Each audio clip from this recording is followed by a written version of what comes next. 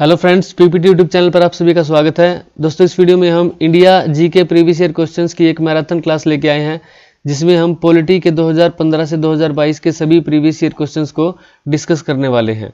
दोस्तों, अगर आप चैनल पर नए हो तो चैनल को सब्सक्राइब करने से पहले 5 से 10 मिनट वीडियो को जरूर देख लें, ठीक है।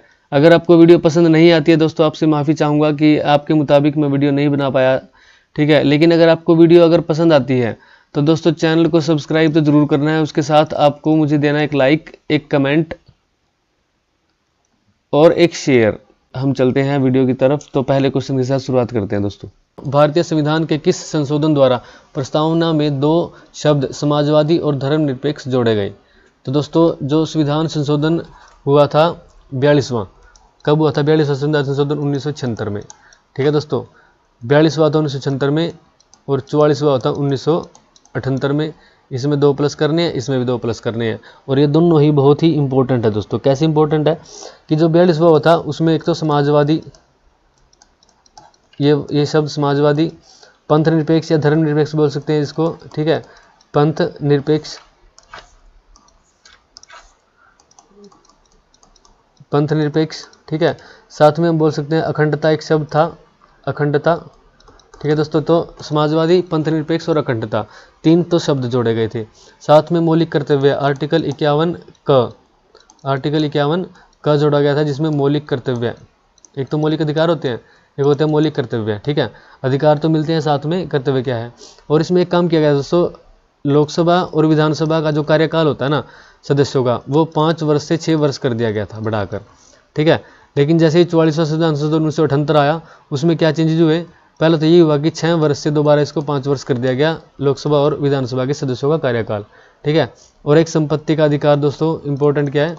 संपत्ति का अधिकार, इसी के अकॉर्डिंग क्या कर दिया गया था? संपत्ति के अधिकार को हटा दिया गया था। आर्टिकल 31 में आता था संपत्ति का अधिकार पहले, अभी आप लूसेंट में देखना 30 से सीधा 32 बता दिया जाएगा आपको, 30 से सीधा 32, 31वें को खत्म किया गया है। तो 31वां अब कहाँ पे आ गया? 300 क में आ गया, ये कानूनी अधिकार बना दिया गया। भारतीय संविधान का कौन सा अनुच्छेद संविधान के संशोधन से संबंधित है? The article of Indian constitution related to the amendment of constitution. दोस्तों, अमेंडमेंट अभी हमने पहले डिस्कस किया था कि 368 जो आर्टिकल होता है ना, आर्टिकल 368, इसके अकॉर्डिंग कॉन्स्टिट्यूशनल अमेंडमेंट आता है, ठीक है। यानी कि संविधान संशोधन की जो प्रक्रिया होती है वो 368 के अकॉर्डिंग आती है। दोस्तों, यहाँ से आपको एक क्वेश्चन क्या याद रखना है कि ये पूछा जाता है कि हरियाणा दोस्तों 17वां राज्य बना था या 18वां राज्य बना था, ठीक है। एक तो ये चीज़ पूछी जाती है। और संविधान संशोधन कौन सा हुआ था? 17वां हुआ था या 18वां हुआ था? तो दोस्तों, इस कन्फ्यूजन को कैसे दूर करोगे आप कि आर्टिकल 368 को आप 18 से जोड़ दो। किसे जोड़ दो? 18 से। इसमें भी 8 है, इसमें भी 8 है, यानी कि 368 में कॉन्स्टिट्यूशनल अमेंडमेंट है, संविधान संशोधन है। तो 18वां ही संविधान संशोधन हुआ था जब हरियाणा बना था, ठीक है। तो हरियाणा में अगर 18वें संविधान संशोधन के अकॉर्डिंग बना तो फिर राज्य कौन सा बना? 17वां हरियाणा।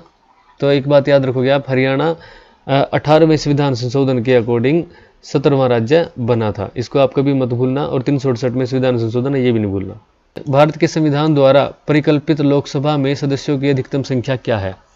अभी देखिए, ये बहुत ही इंपॉर्टेंट क्वेश्चन है दोस्तों। लोकसभा में अधिकतम संख्या जो परिकल्पित है, what is the maximum strength of the Lok Sabha envisaged by the constitution of India? दोस्तों, वो है 552। जो मूल रूप से थी उस समय दोस्तों वो 500 थी, ठीक है। लेकिन अभी जो वर्तमान में है वो 552 है। अभी इन सीटों के बारे में आप एक बार देख लो कि जो 552 सीट है ना, ठीक है, 552 सीट है, उनमें से जो 530 सदस्य हैं वो राज्यों से होने चाहिए, ठीक है। जबकि 20 जो सदस्य है वो यूनियन टेरिटरी से होने चाहिए, और 2 सदस्य जो वो एंग्लो इंडियन होने चाहिए। तो इनको सम करोगे तो 552 बन जाएंगे। लेकिन प्रेजेंट स्थिति क्या है दोस्तों? 552 की बजाय 545 सदस्य लोकसभा में जाते हैं। कैसे जाते हैं? उसमें से 524 जो सदस्य हैं वो राज्यों से जाते हैं, ठीक है। 19 जो सदस्य है वो यूनियन टेरिटरी से जाते हैं, और 2 एंग्लो इंडियन जाते हैं। तो इनको सम करोगे तो 545 बनेगा। तो राइट आंसर क्या होगा दोस्तों? इसका 552 होगा। और इन सभी चीज़ों को भी आप देख लेना, ठीक है। साथ ही अगर आपको देखें दोस्तों, राज्यसभा की बात करें तो राज्यसभा क्या होगा? 250 सदस्य अधिकतम सीट होती हैं, और 12 मनोनीत कर सकता है कौन? राष्ट्रपति। राज्यसभा की सीटों का वितरण वर्णित किया गया है भारतीय संविधान की इस अनुसूची में। दोस्तों, राज्यसभा की जो सीट है ना, वो संविधान की 4थी अनुसूची में वर्णित है। ठीक है। चौथी अनुसूची में विधानसभा की सीट है। तीसरी अनुसूची में क्या है दोस्तों, तीसरी अनुसूची में शपथ है, जैसे राष्ट्रपति उपराष्ट्रपति जितने भी सारे पदाधिकारी होते हैं वो शपथ लेते हैं ना, तो वो तीसरी अनुसूची में है। और शपथ लेने से पहले दोस्तों वो क्या करेंगे, वेतन भत्तों के बारे में पता करेंगे। अगर वेतन अच्छा है तो तभी तो शपथ लेंगे ना कहीं पे जाके, ठीक है। आप कहीं पे नौकरी करोगे, पहले तो वेतन देखोगे, सैलरी देखोगे, उसके बाद ही तो जाके वहाँ ज्वाइन करोगे और फिर शपथ लोगे कि मैं यहाँ पे निष्ठापूर्वक कार्य करूँगा। तो दोस्तों तीसरी अनुसूची में क्या है, शपथ है। दूसरी अनुसूची में वेतन है। तो पहली अनुसूची में क्या हुआ, तो दोस्तों पहली अनुसूची में होता है भारत और इसके राज्य, भारत और इसके राज्य या यूनियन टेरिटरी, ठीक है। और इनकी सीमाओं के बारे में या इनके दोस्तों गठन के बारे में, सीमाओं के विस्तार के बारे में, या सीमाओं को कम करना, तो वो सभी प्रावधान किसमें है, पहली अनुसूची में दोस्तों, ठीक है। अगर बात करें दोस्तों पांचवी अनुसूची में क्या आएगा, तो पांचवी अनुसूची में आता है दोस्तों अनुसूचित जनजाति के प्रशासन का नियंत्रण। इसमें आपने याद रखना है अनुसूचित जनजाति, अनुसूचित जनजाति, ठीक है। तो छठी जो अनुसूची है उसमें क्या याद रखोगे दोस्तों, उसमें याद रखोगे जनजातीय क्षेत्र, जनजातीय क्षेत्र कहाँ पे, कहाँ के क्षेत्र दोस्तों, असम, मिजोरम, मेघालय और त्रिपुरा, ये जो 4 राज्य है ना, उसके जो जनजातीय क्षेत्र हैं उनके बारे में शासन के बारे में बताया गया है छठी अनुसूची में। तो चौथी तक हमने पढ़ा। पांचवी अनुसूची में अनुसूचित जनजाति, कहाँ की अनुसूचित जनजाति, पूरी इंडिया की, ठीक है दोस्तों। इनके नियंत्रण के बारे में बोला है, शासन नियंत्रण। और फिर से छठी अनुसूची में जनजाति क्षेत्र, ठीक है दोस्तों। फिर सातवीं अनुसूची, सातवीं अनुसूची में क्या है दोस्तों, ये बहुत ही इंपॉर्टेंट अनुसूची है।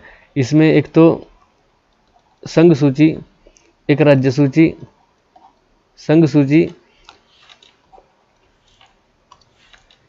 एक राज्य सूची और एक समवर्ती सूची के बारे में बताया गया है, ठीक है। 3 प्रकार की सूची है। संघ सूची क्या है दोस्तों, संघ सूची जिस पर संघ यानी कि केंद्र सरकार क्या है, कानून बना सकती है, ठीक है। इसमें क्या है, पहले दोस्तों 97 विषय थे, अभी इसमें 100 विषय हो चुके हैं, एक तो ये बात याद रखनी है, ठीक है। जैसे रक्षा, विदेशी मामले, ठीक है, देश की रक्षा, विदेशी मामले, रेल, डाक, परमाणु शक्ति, ठीक है दोस्तों, मुद्रा या बैंकिंग, ये सारे जो विषय होते हैं ना, मुद्रा या बैंकिंग भी याद रखना, ये सारे विषय संघ सूची में आते हैं। इन पर कानून बनाने का अधिकार क्या है, सरकार को है। राज्य सूची के जो दोस्तों विषय होते हैं उनमें पहले क्या थे, 66 विषय थे, अभी 61 विषय उनमें रह गया वर्तमान में। जैसे हरियाणा पुलिस, आप पढ़ते हो ना हरियाणा पुलिस, तो हरियाणा पुलिस यानी कि हरियाणा के अंडर होगी, तो हरियाणा को कानून बनाने का अधिकार है। जेल है दोस्तों, ठीक है। कृषि है, कृषि पे भी कानून बना सकता है हरियाणा। जन स्वास्थ्य है, जन स्वास्थ्य, ठीक है दोस्तों। समवर्ती सूची, समवर्ती सूची में पहले 47 विषय थे, अभी 52 विषय हो चुके हैं। तो जैसे शिक्षा है, शिक्षा पर दोस्तों केंद्र सरकार भी कानून बना सकती है और राज्य सरकार भी बना सकती है, ठीक है। वन है, बिजली है, समाचार पत्र है, ठीक है। ऐसे बहुत से विषय हैं, लेकिन मेन मैंने यहाँ पे लिखे हैं, इनको तो आप भूलना नहीं है, पक्का याद रखने हैं। इसके बाद दोस्तों 7वीं अनुसूची के बाद जो 8वीं अनुसूची है वो भाषा से रिलेटेड है दोस्तों, ठीक है। 22 भाषा बताई गई है, ठीक है, हिंदी को राजभाषा बताया गया है। तो 8वीं अनुसूची में क्या है दोस्तों, भाषाओं से रिलेटेड है 8वीं अनुसूची। 9वीं अनुसूची की अगर बात करें तो 9वीं अनुसूची दोस्तों प्रथम संविधान संशोधन, सबसे पहला कॉन्स्टिट्यूशनल अमेंडमेंट हुआ था ना, तो उसमें 9वीं अनुसूची ऐड की गई थी। और इसमें एक बात सबसे इंपॉर्टेंट क्या थी कि इसमें ये बोला गया था कि 9वीं अनुसूची में जो विषय है उसकी न्यायिक समीक्षा नहीं हो सकती, यानी कि न्यायालय उसके विषय को, उसके मुद्दों को की समीक्षा नहीं कर सकता, ठीक है। लेकिन अभी फिलहाल में क्या है दोस्तों, 2007 के बाद ऑर्डर है कि इसकी समीक्षा हो सकती है। तो फिर देखिए 10वीं अनुसूची किससे रिलेटेड है दोस्तों, 10वीं अनुसूची अभी मैंने पढ़ी थी, 52वां संविधान संशोधन जो हुआ था दल बदल का, ठीक है। तो दल बदल के से रिलेटेड कौन सी है, 10वीं अनुसूची है। फिर देखिए 11वीं अनुसूची और 12वीं अनुसूची दोस्तों, 11वीं किससे है, पंचायत से रिलेटेड है, और 12वीं अनुसूची किससे है दोस्तों, नगर पालिका नगर निगम से, यानी कि जो शहरी स्थानीय स्वशासन है उससे रिलेटेड है। 73वें संविधान संशोधन के अकॉर्डिंग ऐड हुई थी दोस्तों ग्राम पंचायत, और 74वें संविधान संशोधन 1993 के अकॉर्डिंग ऐड हुई थी स्थानीय स्वशासन, ठीक है दोस्तों। शहरी निकाय जो थे वो 74वें के अकॉर्डिंग और 73वें के अकॉर्डिंग ग्राम पंचायत। भारतीय संविधान के किस मौलिक अधिकार के तहत बाल श्रम को समाप्त कर दिया गया है? According to this fundamental right of India Indian constitution child forced labour is abolished. Abolished का मतलब होता है त्यागना, ठीक है। तो किसके तहत त्याग दिया गया दोस्तों? शोषण के खिलाफ जो अधिकार है उसके अकॉर्डिंग त्याग दिया गया है बाल श्रम को। आर्टिकल 23 और आर्टिकल 24 दोस्तों, ये दोनों क्या होते हैं? शोषण के विरुद्ध अधिकार को दिखाते हैं, ठीक है। तो आर्टिकल 23 में तो खास तौर पर लिखा गया है कि शोषण जो होगा किसी प्रकार का उसको खत्म किया जाएगा, ठीक है दोस्तों। नेक्स्ट क्वेश्चन देखिए, संसद में किस समय के दौरान कोई भी सदस्य किसी भी मुद्दे पर बिना पूर्व सूचना के प्रश्न उठा सकता है, ठीक है। तो दोस्तों इसमें क्या होता है, जो शून्यकाल होता है ना, शून्यकाल में तत्कालिक महत्व के मुद्दे यानी कि एकदम से जिसको उठा सकते हैं, तो पूर्व सूचना देने की जरूरत नहीं होती क्योंकि वो तत्काल महत्व के मुद्दे होते हैं, ठीक है। तो उसको शून्यकाल में उठाया जा सकता है दोस्तों। शून्यकाल क्या होता है? 1 घंटे का समय होता है कि हम किसी भी तत्कालिक महत्व के मुद्दे को, प्रश्न को पूछ सकते हैं उसमें। पहले ये 12 बजे से 1 बजे तक होता था, अब ये 1 बजे से दोस्तों 2 बजे तक का समय रखा जाता है लूसेंट के अकॉर्डिंग। प्रश्नकाल में भी प्रश्न पूछे जाते हैं, ये बैठक के प्रारंभ में होता है दोस्तों, ये प्रश्नकाल होता है, इसमें भी प्रश्न पूछे जा सकते हैं। इसमें क्या होता है, पहले बोल दिया जाता है कि हम ये प्रश्न करने वाले हैं, ठीक है। सरकार से क्या होता है, उसकी योजनाओं के बारे में प्रश्न और उत्तर किए जाते हैं। नेक्स्ट क्वेश्चन देखिए, भारतीय संविधान के किन अनुच्छेदों में राजभाषा संबंधी प्रावधानों का उल्लेख है? ये क्वेश्चन अभी आया था दोस्तों एक हिंदी से रिलेटेड, तब मैंने बताया था कि 343 से 351 तक क्या है, राजभाषा संबंधी प्रावधानों का उल्लेख है इन अनुच्छेदों में, ठीक है दोस्तों। तो 343 से 351 आप याद रखोगे। नेक्स्ट क्वेश्चन है देखिए, 2 क्वेश्चन है, ये एक साथ ही करने आपने। भारतीय संविधान के किस अनुच्छेद में हिंदी को राजभाषा घोषित किया गया? तो देखिए हमने याद किया था अभी कि 343 से 351, ठीक है। अब 343 से 351 में क्या पड़ता है? देखो ये नहीं आता, ये नहीं आता, ये भी नहीं आता, तो 343 राइट आंसर हो जाएगा ए। संविधान के किस अनुच्छेद में देवनागरी लिपि में हिंदी को संघ की राजभाषा घोषित किया गया है? अब यहाँ से देखिए एक चीज़ और याद करनी है कि हिंदी को तो राजभाषा किया गया है, लेकिन लिपि कौन सी है? देवनागरी लिपि को घोषित किया गया है राजभाषा। तो यहाँ भी क्या आंसर होएगा दोस्तों? 343, दोनों में 343 राइट आंसर हो जाएगा। तो 343 के अकॉर्डिंग हिंदी को राजभाषा और देवनागरी लिपि को बताया गया है। नेक्स्ट क्वेश्चन देखिए, संविधान सभा में किसने कहा था कि राज्य के नीति निर्देशक सिद्धांत बैंक को दिए गए एक ऐसे चेक के समान है जो बैंक की सुविधा अनुसार ही देय होगा? तो दोस्तों ये बोला था KT शाह ने। लूसेंट में भी जो नीति निर्देशक सिद्धांत दिए गए हैं उनके लास्ट में लिखा हुआ है कि KT शाह ने ये चीज़ बोली थी। KT शाह की अगर फुल फॉर्म आपसे पूछी जाए तो क्या होगा दोस्तों? K से बनता है कुशल और T से बनता है तलक्षी और शाह। तो इसका क्या नाम होता है पूरा? कुशल तलक्षी शाह, इसको बोलते हैं KT शाह। नेक्स्ट क्वेश्चन देखिए दोस्तों, प्रत्यक्ष लोकतंत्र की ढाल किसे कहा गया है? What is known as the shield of direct democracy? तो प्रत्यक्ष लोकतंत्र कौन सा होता है? रेफरेंडम, इसको इसकी ढाल बोला जाता है। रेफरेंडम क्या होता है? जनमत संग्रह करा लिया जाता है किसी भी कानून पर डायरेक्ट, ठीक है, तुरंत फैसला हो जाता है कि कितने, अगर ज़्यादा फेवर में है पब्लिक तो ठीक है बन जाता कानून, नहीं तो नहीं बनता, ठीक है। ऐसा नहीं होता कि पब्लिक विरोध कर रही है और सरकार ने कानून बना दिया तो बना दिया, ऐसा नहीं होता उसमें। तो रेफरेंडम ये चीज़ है दोस्तों, ठीक है। नेक्स्ट क्वेश्चन देखिए दोस्तों, भारत में प्रथम आम चुनाव किस वर्ष हुए? तो भारत में प्रथम आम चुनाव हुए थे दोस्तों 1951-52 में, ठीक है। संविधान कब लागू था? 1950 में लागू हुआ था ना, तो 1951-52 में प्रथम आम चुनाव हो गए थे। नेक्स्ट क्वेश्चन देखिए, संविधान सभा का अध्यक्ष कौन था? दोस्तों संविधान सभा का अध्यक्ष अगर आपसे पूछे कि स्थायी, ठीक है, वैसे अगर आपसे नॉर्मल भी पूछे कि अध्यक्ष कौन था तो राजेंद्र प्रसाद हम आंसर देंगे, ठीक है, डॉक्टर राजेंद्र प्रसाद। अगर पूछे स्थायी तो भी राजेंद्र प्रसाद, अगर पूछे अस्थायी, ठीक है, अस्थायी, तो फिर आंसर क्या होगा? सच्चिदानंद सिन्हा, डॉक्टर सच्चिदानंद सिन्हा। इनको कब बनाया गया था दोस्तों? 9 दिसंबर 1946 को। पहले सच्चिदानंद सिन्हा क्योंकि ये क्या थे? सीनियर थे, इसलिए इनको अध्यक्ष बनाया गया। लेकिन 11 दिसंबर 1946 को दोस्तों फिर किसको बनाया गया? राजेंद्र प्रसाद को स्थायी बना दिया गया था। और 13 दिसंबर 1946 को उद्देश्य प्रस्ताव लेके आया था कौन? जवाहरलाल नेहरू, ठीक है दोस्तों। नेक्स्ट क्वेश्चन देखिए, हमारे राष्ट्रीय ध्वज के चक्र में कितने आरे या स्पोक्स है? तिलिया पूछ रखी है दोस्तों। तो राष्ट्रीय ध्वज में 24 तिलियां हैं, आप सभी को पता है। और राष्ट्रीय ध्वज से रिलेटेड कुछ एक बातें हैं जो आपको ध्यान रखनी है कि 24 तो तिलियां हैं, ठीक है। और इसकी लंबाई इसकी लंबाई और चौड़ाई का दोस्तों अगर अनुपात पूछे तो वो कितना है, 3:2 का है लंबाई और चौड़ाई में अनुपात। नेक्स्ट क्वेश्चन देखिए, हमारे राष्ट्रीय ध्वज की चौड़ाई और लंबाई में क्या अनुपात है। अब देखिए यहाँ पे पूछा है चौड़ाई और लंबाई, हमने यहाँ पढ़ा था लंबाई चौड़ाई में अनुपात है 3:2 का, लेकिन उल्टा पूछा चौड़ाई लंबाई में, तो हम दे देंगे आंसर 2:3। राइट आंसर हो जाएगा डी। नेक्स्ट क्वेश्चन देखिए, स्वतंत्र भारत का पहला कानून मंत्री कौन नियुक्त हुआ। दोस्तों स्वतंत्र भारत का पहला कानून मंत्री की बात करें तो डॉक्टर बी.आर. अम्बेडकर नियुक्त हुए थे पहले कानून मंत्री।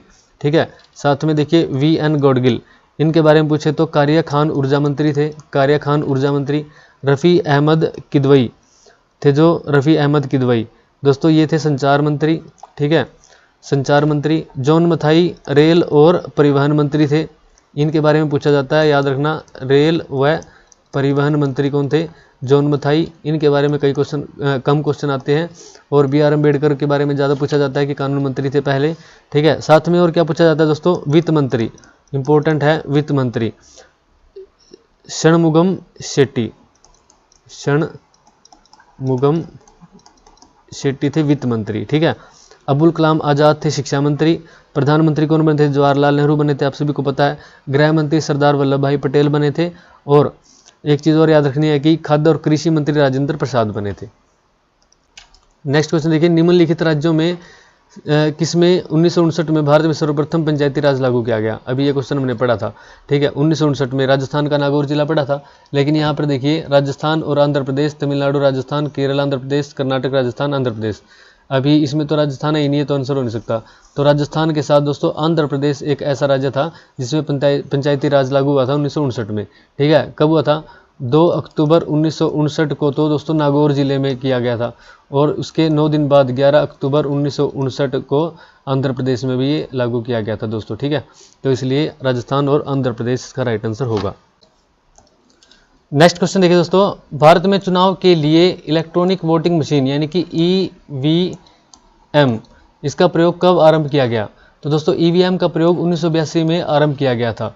ठीक है, लेकिन ये संपूर्ण रूप से नहीं हुआ था। तो संपूर्ण रूप से अगर पूछे तो कब आरंभ किया गया था, तो 2004 में इसको संपूर्ण रूप से आरंभ किया गया था। साथ में पूछे कि वीवीपैट, इसका कब किया गया था उपयोग आरंभ, तो दोस्तों 2013 में वीवीपैट का इस्तेमाल शुरू किया गया था। नेक्स्ट क्वेश्चन देखिए, निम्न में से कौन सा अब एक मौलिक अधिकार नहीं रहा। तो दोस्तों संपत्ति का जो अधिकार है ना, अभी हमने पढ़ा था कि वो मौलिक अधिकार नहीं रहा। ठीक है, पहले वो मौलिक अधिकार था, लेकिन अभी मौलिक अधिकार नहीं है, अभी वो कानूनी अधिकार है। कौन सा अधिकार है दोस्तों, कानूनी अधिकार है अभी वो। ठीक है, मौलिक अधिकार नहीं है, तो इसको कहाँ जोड़ दिया गया, 300 क में जोड़ दिया गया है। 300 ए बोलो या 300 क बोलो, वहाँ पर इसको जोड़ दिया गया है।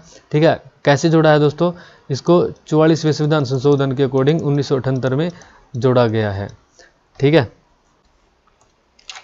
नेक्स्ट क्वेश्चन देखिए दोस्तों, मंत्रिपरिषद सामूहिक रूप से किसके प्रति उत्तरदायी है। The council of ministers is collectively responsible to the, दोस्तों ये लोकसभा के प्रति उत्तरदायी होती है। ठीक है, नेक्स्ट क्वेश्चन देखिए, स्वतंत्रता, समानता और भ्रातृत्व पद किसके साथ प्रकाश में आए। दोस्तों फ्रांसीसी क्रांति, किसके साथ आए, फ्रांसीसी क्रांति। ये 3 शब्द आप जैसे संविधान में पढ़ते हो ना कि ये चीज़ कहाँ से ली गई, ये चीज़ कहाँ से ली गई, तो उसमें ये चीज़ भी दी जाती है कि स्वतंत्रता, समानता और भ्रातृत्व। ठीक है, ये कहाँ से आया, तो दोस्तों ये फ्रांस से आया था। नेक्स्ट क्वेश्चन देखिए दोस्तों, उस राष्ट्रपति का नाम बताइए जिन्होंने आंतरिक आपातकाल इलाहाबाद उच्च न्यायालय के निर्णय अनुसार इंदिरा गांधी के चुनाव के समय लगाया गया। दोस्तों आंतरिक आपातकाल इंदिरा गांधी ने जो इमरजेंसी लगाई थी वो 1975, आप सभी को पता है। ठीक है, 1975 में लगी थी। तो उस समय जो राष्ट्रपति थे वो थे फखरुद्दीन अली अहमद। इनका जो कार्यकाल था दोस्तों, फखरुद्दीन अली अहमद का जो कार्यकाल था वो कितना था, 1974 टू 1977। इसलिए इनका नाम आता है कि आपातकाल में राष्ट्रपति कौन थे, फखरुद्दीन अली अहमद। ठीक है दोस्तों, नेक्स्ट क्वेश्चन देखिए, 1961 में किसके शासन से गोवा को मुक्त किया गया। तो 1961 में पुर्तगालियों के शासन से मुक्त किया गया था, किसको, गोवा को दोस्तों। ठीक है, अब फ्रांसीसियों से किसको मुक्त कराया गया था, पुदुचेरी, चंद्रनगर, यनम या केरिकल नामक जो स्थान थे ना 4, जिनको मिलाकर पांडिचेरी बनाया गया। ठीक है, उनको किससे लिया गया था, 1954 में फ्रांसीसियों से लिया गया था। किस किस को, पांडिचेरी, केरिकल चंद्रनगर और यनम। ठीक है दोस्तों, और 1961 में पुर्तगालियों से गोवा को प्राप्त किया गया था। नेक्स्ट क्वेश्चन देखिए, भारतीय संविधान के संघ सूची में निम्नलिखित में से कौन सा प्रशासनिक विषय उल्लेखित नहीं है। यह भी दोस्तों हमने राज्य सूची, संघ सूची, समवर्ती सूची देखी थी। ठीक है, उसमें क्या था, बैंकिंग जो था वो संघ सूची का विषय है, रक्षा ये भी संघ सूची का विषय है, विदेशी मामले ये भी संघ सूची का विषय है, पुलिस जो है दोस्तों वो राज्य सूची का विषय है। तो राइट आंसर कौन सा होगा, डी।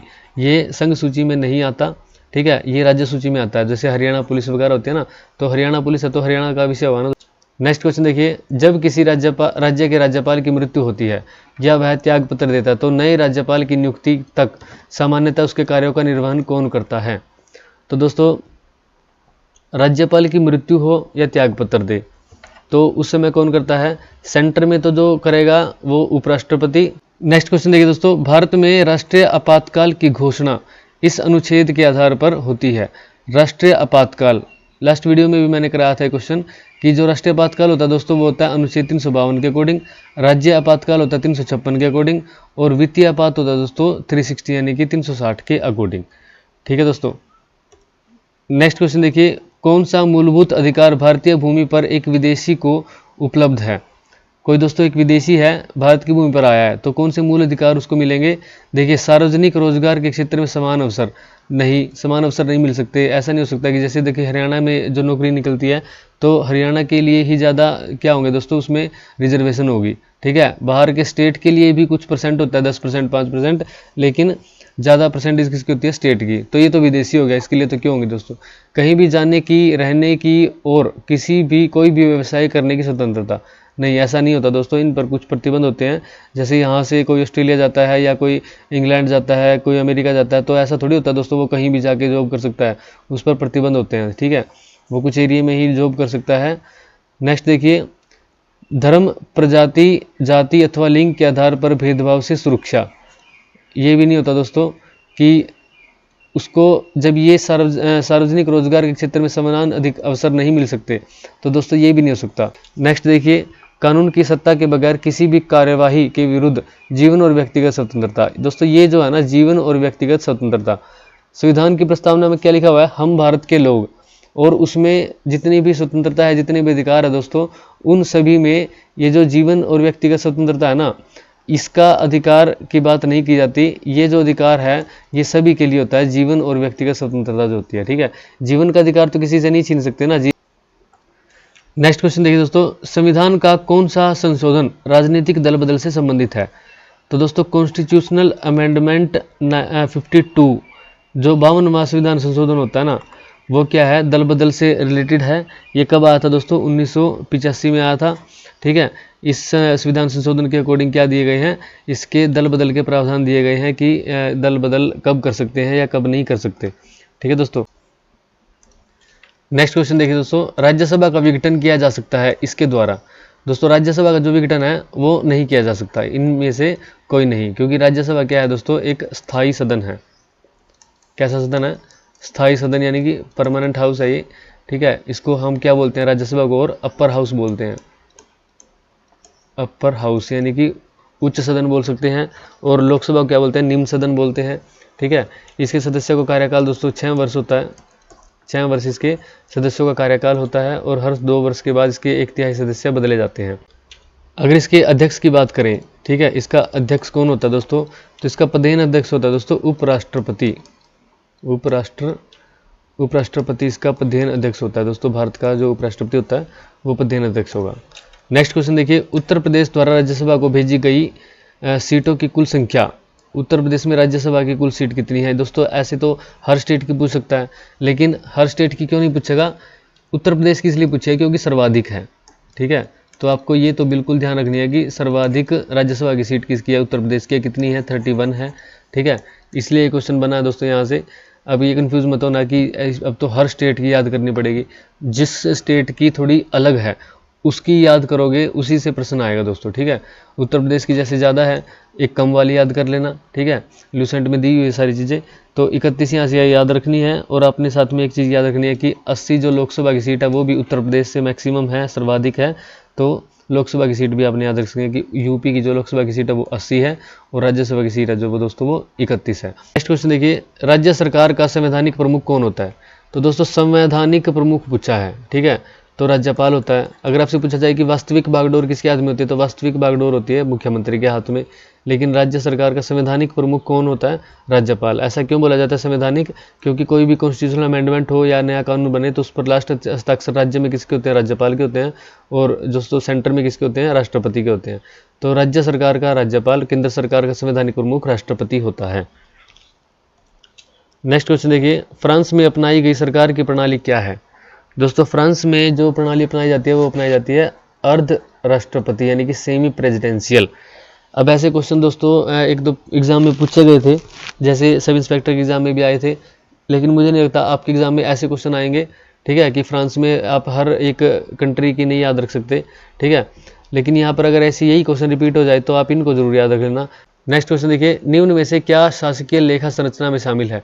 लेखा, दोस्तों लेखा वर्ड आए तो यहाँ पे अकाउंट से रिलेटेड होता है, ठीक है, तो भारत की संचित निधियाँ, भारत की आकस्मिक निधियाँ, लोक खाते, ये सभी इसका राइट आंसर होगा डी, ठीक है। नेक्स्ट क्वेश्चन देखिए दोस्तों, राज्य लोक सेवा आयोग के सदस्यों की नियुक्ति कौन करता है? दोस्तों राज्य के जो लोक सेवा आयोग के सदस्य होते हैं उनकी नियुक्ति राज्यपाल करता है, ठीक है। जो संघ लोक सेवा आयोग के सदस्य होते हैं उनकी नियुक्ति कौन करता है? राष्ट्रपति करता है। अब राज्यपाल इनकी नियुक्ति तो करता है लेकिन हटा नहीं सकता इनको, ठीक है, और राष्ट्रपति भी वहाँ पे डायरेक्ट नहीं हटा सकता, उस पर कुछ प्रक्रिया है, ठीक है, वो चलती है, उसके बाद उनको हटाया जाता है। तो संघ लोक सेवा जो आयोग होता है दोस्तों उसको बोलते हैं UPSC, union public service commission, और जो राज्य लोक सेवा आयोग होता है उसको बोलते हैं स्टेट पीसीएस, ठीक है, एसपीएससी, जैसे अब स्टेट का नाम लगे जैसे एचपीएससी होता है ना, HPSC Haryana public service commission, UPPSC, ठीक है, UP Uttar Pradesh public service commission, तो स्टेट के नाम लग जाते हैं तो उसमें क्या हो जाता है दोस्तों, वो राज्य लोक सेवा आयोग हो जाती हैं, और यूनियन यानी कि केंद्र की यूपीएससी होती है, ठीक है। इसको दोस्तों 1926 में क्या किया गया था? लोक सेवा आयोग की स्थापना हुई थी विधि आयोग के सिफारिश पर। किसकी सिफारिश पर? विधि आयोग की सिफारिश पर, ठीक है। अब यहाँ पे देखिए राज्य लोक सेवा आयोग, यूपीएससी और स्टेट पीसीएस, तो यहाँ पे क्या होता है? वही 665 वाला फंडा, 665 662। अब स्टेट के जो होते हैं सदस्य यूनियन पब्लिक सर्विस कमीशन के, उनका कार्यकाल कितना होता है? 662 का, और सेंटर के यूपीएससी के जो होते हैं उनकी कार्यकाल कितना होता है? 665 यानी कि 665, 6 वर्ष हो जाए या 65 साल की उम्र हो जाए, कोई भी एक पहले हो जाए। नेक्स्ट क्वेश्चन देखिए दोस्तों, फजल अली आयोग की रिपोर्ट कब प्रस्तुत हुई? दोस्तों फजल अली आयोग की जो रिपोर्ट प्रस्तुत हुई थी वो हुई थी वर्ष 1955 में, इसकी रिपोर्ट प्रस्तुत हुई थी। और कब बात करेंगे तो 30 सितंबर 1955 को फजल अली आयोग की रिपोर्ट प्रस्तुत हुई थी। फजल अली आयोग को ही बोला जाता है दोस्तों राज्य पुनर्गठन आयोग। क्या बोला जाता है? राज्य पुनर्गठन आयोग। इसको 29/12/1953 में क्या किया गया था? इसका गठन किया गया था।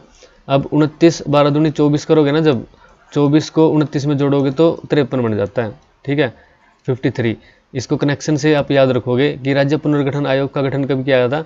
29/12/1953, 29-24-53, ठीक है, इसको आप ऐसे याद रख लोगे। और इसने रिपोर्ट पेश की कब? 30 सितंबर 1955 को, ठीक है। और दोस्तों जुलाई 1956 में, जुलाई 1956 में क्या किया गया? राज्य पुनर्गठन अधिनियम पास किया गया। राज्य पुनर्गठन यानी कि दोबारा गठन किया गया, पुनर्गठन अधिनियम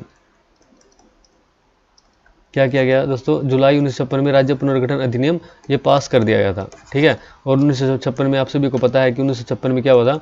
14 स्टेट बन गए थे, 6 यूनियन टेरिटरी बनाई गई थी। इसी को बोलते हैं पुनर्गठन, ठीक है, पुनर्गठन हुआ था। और किसके आधार पर हुआ था? ज़्यादातर भाषा के आधार पर ही हुआ था दोस्तों ये, ठीक है। आपसे पूछा जाता है, हरियाणा में क्वेश्चन आता है फजल अली आयोग, ठीक है, इसको इसी को राज्य पुनर्गठन आयोग बोला जाता है। तो इसकी स्थापना, इसकी गठन कब हुआ ये याद रख लेना, इसने रिपोर्ट कब प्रस्तुत की ये याद रख लेना, और राज्य पुनर्गठन अधिनियम कब पास हुआ ये याद रखना है दोस्तों, ठीक है, जुलाई 56 में। और देखिए यहाँ पे एक और चीज़ दोस्तों, इसके सदस्य पूछे जाते हैं फजल अली आयोग या राज्य पुनर्गठन आयोग के सदस्य कौन कौन थे? तो एक तो फजल अली था, ठीक है, एक हृदयनाथ कुंजरू था, हृदयनाथ कुंजरू, और दूसरा कौन था? के.एम. पणिकर, के.एम. दोस्तों पणिकर। ये 3 सदस्य थे इसके। नेक्स्ट क्वेश्चन देखिए दोस्तों, पंचायती राज से संबंधित है। दोस्तों पंचायती राज से संबंधित इनमें से कौन है? बलवंत राय मेहता कमेटी, कब आई थी? 1957 में आई थी, ठीक है। इसके बाद 1959 में क्या हुआ था? 1959 में पंडित जवाहरलाल नेहरू ने नागौर जिले में, राजस्थान के नागौर जिले में क्या किया था? स्थानीय स्वशासन की नींव रखी थी दोस्तों, ठीक है। नेक्स्ट क्वेश्चन देखिए, यदि किसी भारतीय नागरिक को उसके धर्म के आधार पर कोई सार्वजनिक पद दिए जाने से मना कर दिया जाए तो उसके कौन से मूलभूत अधिकार का उल्लंघन है? तो दोस्तों समानता का अधिकार का उल्लंघन है, ठीक है। समानता का जो अधिकार है उसका उल्लंघन हो जाता है कि धर्म के आधार पर आप बोलते हो कि किसी को तू सिख है, मुस्लिम है, या ईसाई है, या हिंदू है, ठीक है, कि आपको ये पद नहीं मिल सकता, तो वो समानता का अधिकार आर्टिकल कौन सा होगा? आर्टिकल 15। मूवी भी है, आपने अगर नहीं देखी है तो दोस्तों देख सकते हो, लेकिन एग्जाम के बाद, ठीक है। अभी याद रखो कि आर्टिकल 15 मूवी है कोई जो समानता के अधिकार से रिलेटेड है। नेक्स्ट क्वेश्चन देखिए दोस्तों, दहेज निषेध अधिनियम कब पारित किया गया था? तो दोस्तों 1961, आपको डायरेक्ट याद रखना है। नेक्स्ट क्वेश्चन देखिए, राज्यसभा का पदेन अध्यक्ष कौन होता है? तो दोस्तों राज्यसभा का पदेन अध्यक्ष उपराष्ट्रपति होता है, ठीक है। उपराष्ट्रपति बनने के लिए कितनी आयु की जरूरत होती है? 35 साल की उम्र हो चाहिए राष्ट्रपति और उपराष्ट्रपति दोनों के लिए। राष्ट्रपति त्यागपत्र उपराष्ट्रपति को, उपराष्ट्रपति राष्ट्रपति को त्यागपत्र देता है। नेक्स्ट क्वेश्चन देखिए, भारत में कुल कितने उच्च न्यायालय हैं? देखिए ये क्वेश्चन दोस्तों 2019 से पहले का है, तो उस समय 24 आंसर था, लेकिन अभी इसका आंसर हो गया है 25, क्योंकि 2019 में 2 नए जो हाई कोर्ट बने हैं वो कौन कौन से हैं? एक तो तेलंगाना का दोस्तों, ठीक है, और आंध्र प्रदेश का, यानी कि इनका पहले कंबाइन एक तो था ही, तो ऐड कितना हुआ? एक ऐड हुआ है, तो दोस्तों 24 से इसलिए 25 हो गया। एक तो पहले ही था, ठीक है, तो एक और ऐड हुआ है, तो 25 इनकी संख्या अभी हो गई है। तो दोस्तों 1 जनवरी, अगर आप डेट याद रखो तो 1 जनवरी 2019, ठीक है, 1 जनवरी 2019 को ये बने थे। नेक्स्ट क्वेश्चन देखिए दोस्तों, राज्य के नीति निर्देशक तत्वों को किस देश के संविधान से लिया गया है? The directive principle of state policy have been incorporated from which of the following countries constitution? ठीक है, वो कहाँ से लिए गए हैं? नीति निर्देशक तत्वों की बात आई तो आयरलैंड से लिए गए हैं दोस्तों, ठीक है। आयरलैंड से नीति निर्देशक तत्व लिए गए हैं। और साथ में बात करें जैसे ब्रिटेन है, तो ब्रिटेन से संसदात्मक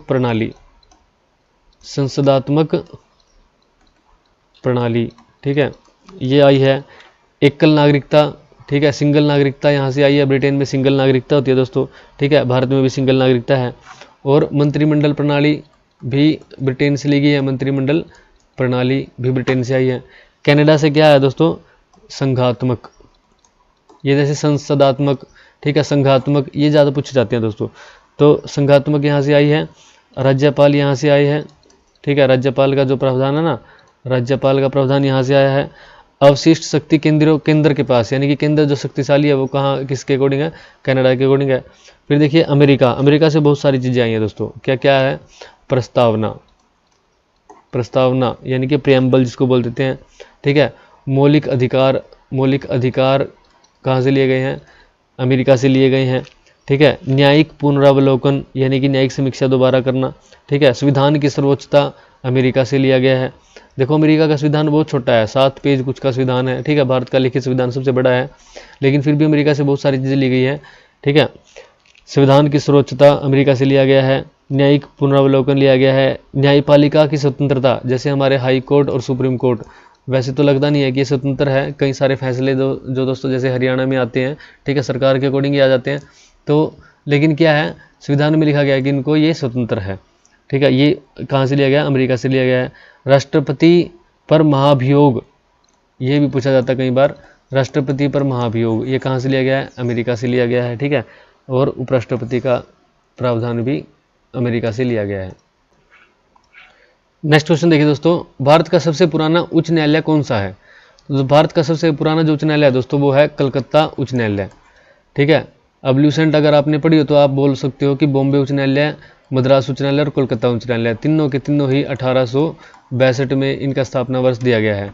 इलाहाबाद का क्या है? 1866 है, ठीक है। लेकिन इसका क्या सीन है कि भी कोलकाता को क्यों बोला गया है दोस्तों? अगर इनकी एग्जैक्ट डेट आप देखो तो कोलकाता जो है वो 1 जुलाई, ठीक है, 1 जुलाई 1862, जबकि बॉम्बे और मद्रास, बॉम्बे है दोस्तों ये 14 अगस्त और मद्रास 15 अगस्त, ठीक है। तो ये 14 अगस्त को, ये 15 अगस्त को, ये 1 जुलाई को, जो जुलाई पहले आ जाता है ना, तो इसलिए पहले स्थापना किसकी? सबसे पुराना कौन हुआ? कलकत्ता, ठीक है। और इसकी बात करें तो ये 66 में दोस्तों 17 मार्च 1866 बोल सकते हो, 17/3/1866 इसकी एग्जैक्ट डेट थी इलाहाबाद उच्च न्यायालय की। इन तीनों की पूछी जाती हैं दोस्तों, क्योंकि ये सबसे पहले हुए थे। तो और लास्ट में कौन हुआ अभी 2019 में, तेलंगाना वगैरह जो है उनको भी आप देख लेना, ठीक है। नेक्स्ट क्वेश्चन देखिए, लक्षद्वीप किस उच्च न्यायालय के क्षेत्राधिकार के अधीन आता है? तो दोस्तों जो लक्षद्वीप है ना, वो केरल उच्च न्यायालय के क्षेत्राधिकार के अंतर्गत आता है। नेक्स्ट क्वेश्चन देखिए दोस्तों, भारत के नियंत्रक और महालेखा परीक्षक कैग की नियुक्ति किसके द्वारा की जाती है? ठीक है, तो कैग की नियुक्ति कौन करता है दोस्तों? भारत के राष्ट्रपति द्वारा कैग की नियुक्ति की जाती है। अब कैग की अगर बात करें दोस्तों, तो आर्टिकल 148 to 151 में कैग का जिक्र किया जाता है। नेक्स्ट क्वेश्चन देखिए दोस्तों, भारतीय रिजर्व बैंक की स्थापना कब हुई? 1935 में हुई थी। भारतीय रिजर्व बैंक की स्थापना 1935 में हुई थी, आप सभी को पता है। नेक्स्ट क्वेश्चन देखिए, पंचायती राज प्रणाली डैश के सिद्धांत पर आधारित है? सत्ता का विकेंद्रीकरण, ठीक है, सत्ता का विकेंद्रीकरण यानी कि सत्ता का फैलाव, विकेंद्रीकरण कर दिया, सत्ता बांट दी, ठीक है। अभी सेंटर में है, ये सोच के रखे कि सारी पावर यहीं रह जाए, नहीं, थोड़ी पावर भाई की क्या कर दी, स्टेट को दे दी, उसके बाद फिर स्थानीय स्वशासन, ग्राम पंचायत, नगर पालिका को दे दी। तो पावर अगर बांट दी तो इसको बोलते हैं सत्ता का विकेंद्रीकरण। तो ये आधारित किस पर है? सत्ता के विकेंद्रीकरण पर आधारित है। साथ ही यहाँ से दोस्तों एक क्वेश्चन आपको याद रखना है कि जो स्थानीय स्वशासन का जनक किसको बोला जाता है? लॉर्ड रिपन को। लॉर्ड रिपन को 1882 में इसने प्रावधान दिया था स्थानीय स्वशासन का, ठीक है, तो इसलिए इसको बोला जाता है स्थानीय स्वशासन का जनक। और साथ ही एक दो क्वेश्चन क्या हो सकते हैं दोस्तों, 2 अक्टूबर 1959 में क्या हो गया था? नागौर में पंडित जवाहरलाल नेहरू ने स्थानीय स्वशासन की नींव रखी थी। और 2 डेट 24 अप्रैल 1993 और 22 अप्रैल 1994। एक क्यों याद रखनी है कि नेशनल लेवल पे 24 अप्रैल 1993 में भारत में क्या हो गया था? पंचायती राज घोषित कर दिया गया था पूरे देश में, ठीक है। लेकिन 22 अप्रैल यानी कि इसके 2 दिन पहले और 1 साल बाद, ठीक है, लगभग 1 साल बाद और 2 दिन पहले हरियाणा में किया गया था, ठीक है दोस्तों।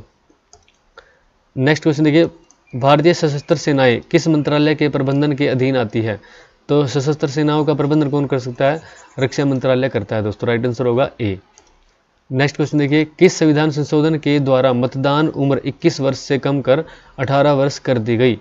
तो दोस्तों इसका राइट आंसर होगा 61 यानी कि 61वां संविधान संशोधन। यहाँ पर 1988 दिया गया है, ल्यूसेंट में इसको 1989 दिया गया, तो राइट आंसर आप 1989 ही मानना। नेक्स्ट क्वेश्चन देखिए दोस्तों, मूल संविधान में भारतीय नागरिकों को कितने मौलिक अधिकार प्रदान किए गए थे? मूल संविधान जब भी बात आई यानी कि जिस समय संविधान बनकर लागू हुआ था दोस्तों, उस समय की बात करते हैं, ठीक है। और वर्तमान की पूछेगा फिर बाद में। तो 7 तो उस समय मूल संविधान में अधिकार थे, मौलिक अधिकार, लेकिन संपत्ति के अधिकार को हटा दिया गया और क्या कर दिया गया दोस्तों, ये 6 मौलिक अधिकार रह गए और इसको कहाँ पे जोड़ दिया गया? जो 300 का आर्टिकल है ना, उसमें संपत्ति के अधिकार को कानूनी अधिकार बना दिया गया। ये मौलिक अधिकार ना रहकर अब क्या है दोस्तों, ये कानूनी अधिकार हो गया है। तो वर्तमान में कितने मौलिक अधिकार है दोस्तों? 6 मौलिक अधिकार हैं, ठीक है। नेक्स्ट क्वेश्चन देखिए, राष्ट्रीय प्रतीक कब अंगीकार किया गया? तो दोस्तों राष्ट्रीय जो प्रतीक है उसको अंगीकार किया गया था 26 जनवरी 1950, ठीक है, यानी कि कब अपनाया गया था, एक प्रकार से यही बात हो रही है। तो इसका राइट आंसर क्या होगा? 26 जनवरी 1950 को संविधान जब लागू हुआ था, उसी समय राष्ट्रीय प्रतीक को भी अंगीकार किया गया था, ठीक है। सत्यमेव जयते जो मुंडी को उपनिषद से लिया गया है, क्या लिखा गया इस पर? सत्यमेव जयते। ये भी क्वेश्चन पूछा जाता है कि भारत का जो राष्ट्रीय प्रतीक है उस पर क्या लिखा गया? सत्यमेव जयते लिखा गया है। कहाँ से लिया गया है दोस्तों? मुंडको उपनिषद से लिया गया है, ठीक है। और क्या है, अशोक चिन्ह की बात आती है साथ में। और ये पूछा जाता है कि ये किस लिपि में लिखा गया है? तो देवनागरी लिपि में। किसमें? देवनागरी लिपि में लिखा गया है सत्यमेव जयते, ठीक है। नेक्स्ट क्वेश्चन देखिए, जब राष्ट्रपति और उपराष्ट्रपति दोनों के पद एक साथ खाली हो तब तो पद पर अस्थायी रूप से कौन काम करता है? तो दोस्तों कौन काम करता है? हमने पढ़ा था राज्यपाल अगर पद खाली करता है तो हाईकोर्ट का जो चीफ जस्टिस होता है वो काम करेगा। लेकिन अगर राष्ट्रपति और उपराष्ट्रपति दोनों नहीं होते तो भारत का मुख्य न्यायाधीश क्या करता है? उनकी जगह पे कार्य कर सकता है दोस्तों। नेक्स्ट क्वेश्चन देखिए, भारत के उपराष्ट्रपति के पद पर लगातार 2 बार कौन रहा? दोस्तों सबसे पहले जो डॉक्टर एस राधाकृष्णन थे, ठीक है, सर्वपल्ली राधाकृष्णन और राजेंद्र प्रसाद। राजेंद्र प्रसाद लगातार 2 टर्म पर राष्ट्रपति रहे थे और एस राधाकृष्णन लगातार 2 टर्म पे उपराष्ट्रपति रहे थे। हमीद अंसारी जो अभी उपराष्ट्रपति दोस्तों थे पिछले एक दोस्तों आप यहाँ से सर्च करके बताना कि हमीद अंसारी, ठीक है, वो कितने टर्म के लिए उपराष्ट्रपति रही हैं। नेक्स्ट क्वेश्चन देखिए दोस्तों, भारत में मतदाता की न्यूनतम आयु क्या है? तो भारत में मतदाता की न्यूनतम आयु है 18 वर्ष, ठीक है। नेक्स्ट क्वेश्चन देखिए, संविधान के 73वें संशोधन का संबंध किससे था? अब 73वां संविधान संशोधन पंचायती राज से था, हमने देख लिया, ठीक है। 74th किससे था? शहरी स्थानीय स्वशासन से था। और ये कब हुए थे? दोनों ही 1993 में हुए थे दोस्तों। नेक्स्ट क्वेश्चन देखिए, भारत की संसद में वार्षिक बजट कब प्रस्तुत किया जाता है? तो भारत की संसद में जो वार्षिक बजट प्रस्तुत किया जाता है दोस्तों, फरवरी का अंतिम जो कार्य दिवस होता है ना, उसको प्रस्तुत किया जाता है बजट। नेक्स्ट क्वेश्चन देखिए, भारत में 100% साक्षरता दर्ज करने वाला प्रथम राज्य कौन सा है? 100% साक्षरता दोस्तों केरल इसमें अग्रणी है, ठीक है। बिजली पूछे तो 1970 में हर गांव तक बिजली किसने पहुंचा दी थी? हरियाणा ने पहुंचा दी थी सबसे पहले। नेक्स्ट क्वेश्चन देखिए, भारत का प्रधानमंत्री बनने के लिए किसी व्यक्ति की न्यूनतम आयु क्या होनी चाहिए? दोस्तों भारत के प्रधानमंत्री के लिए न्यूनतम आयु 25 वर्ष, ठीक है। लोकसभा का सदस्य बोले, विधानसभा का सदस्य बोल दे आपको तो 25 वर्ष आयु होनी चाहिए, ठीक है।